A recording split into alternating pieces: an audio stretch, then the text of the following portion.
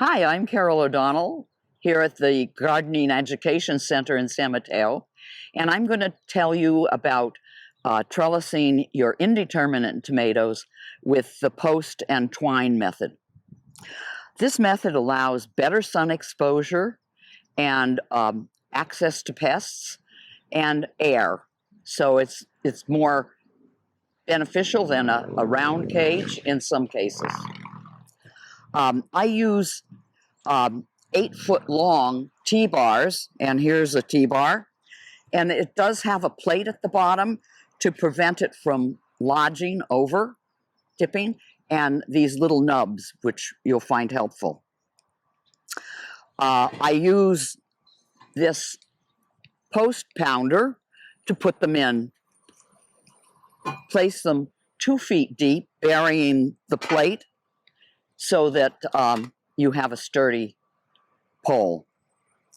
I also I'm going to use this tape to build our trellis, and you can also use sisal tape. We are going to use this mainly because it's biodegradable, but this is reusable.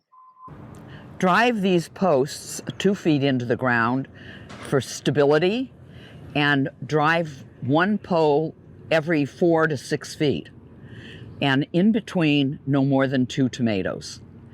And then we're going to tie our trellis at 12 inches up from the ground, approximately. Just tie it using any granny knot.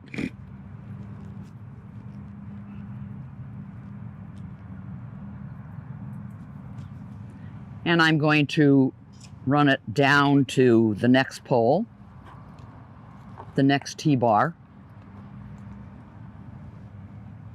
and do over, under, 2 turns, and then go on to your last pole.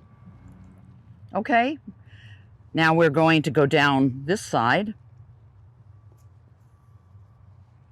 holding the twine taut, and again, over, under,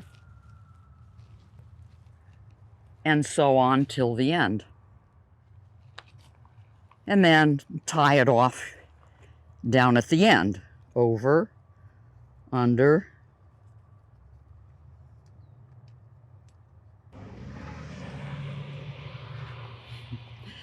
and as your tomatoes grow, you're going to put them, open the envelope and put them in there. And schedule 1 session a week on the same day, hopefully, to come and prune out your suckers and put another row of tape, of sisal, or whatever you're using. Happy tomato planting.